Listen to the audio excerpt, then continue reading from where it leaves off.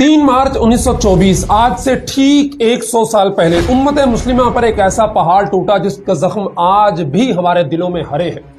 वो विरासत जो 1332 साल पहले हजरत अबू बकर सिद्दीक रज़ियल्लाहु तआला अन्हु की खिलाफत से शुरू हुई और खुलाफा के एक सिलसिलावार मरहले के साथ कड़ी दर कड़ी जारी थी, लेकिन 3 मार्च 1924 को यह सिलसिलावार कड़ी खिलाफत उस्मानिया के खात्मे के साथ ही टूट गई। नाजरीन, खिलाफत की शक्ल में यह उम्मत की ढाल थी जो आज से 100 साल पहले आज ही के दिन टूट चुकी थी और आगे सदियों तक स्याह दिन थे जिनका नजारा हम आज भी कर रहे हैं। और इसके बाद चश्मे फलक ने वो मंजर देखा कि उम्मत मुस्लिमा की तकसीम दर तकसीम और कत्लेआम का एक तवील सिलसिला शुरू हुआ।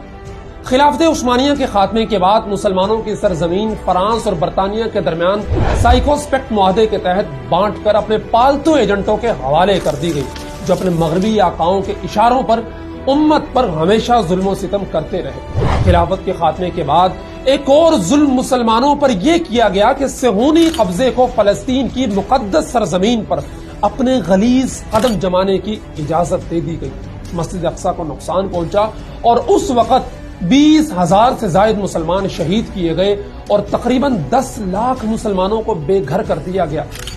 नाज़रीन, ये नाजायज यहूदी रियासत के वजूद का फकत एक आगाज था। इसके बाद पूरी दुनिया में मुसलमानों को हर महाज पर मारा गया। कश्मीर में कत्लेआम हो या शाम में कारपेट बमबारी, चीन के हरासती कैंपों में मुसलमानों की नस्ल कुशी हो या फिर अफगानिस्तान में मुसलमानों को कत्ल करने के लिए नेटो का इत्तेहाद हो, इराक और लीबिया पर अमरीकी यलगार हो या फिर अरब बिहार के नाम पर उम्मत मुस्लिमा के वसाइल पर कब्जे की कामयाब कोशिश, मुसलमानों के बारे में कहीं भी सोचे आपको सिर्फ उम्मत की वो अबतरी की हालत नजर आएगी जो 100 साल पहले खिलाफत उस्मानिया के खात्मे के साथ ही बेदिफा होकर रह गई थी।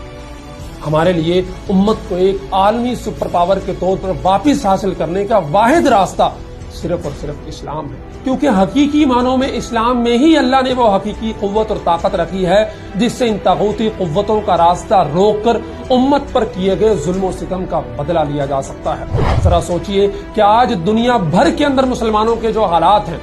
अगर खिलाफत कायम होती, मुसलमानों का एक झंडा होता, हम जोग्राफियाई सरहदों में बटे होने की बजाय दुनिया भर के मुसलमान एक दूसरे का दर्द महसूस कर रहे होते, तो क्या हमारे आज ये हालात होते? गजा के अंदर जो कुछ हो रहा, खिलाफत उस्मानिया के आखिरी अय्याम में जब यहूदियों की पेशकश फ्रांस के ऑफर्स किए जाना और खलीफा के जवाब को ज़हन के अंदर रखकर सोचिए, अगर आज एक झंडा होता, उसके नीचे उम्मत मुस्लिमा इकट्ठी होती और खिलाफत कायम होती, तो क्या मुसलमानों के ये हालात होते?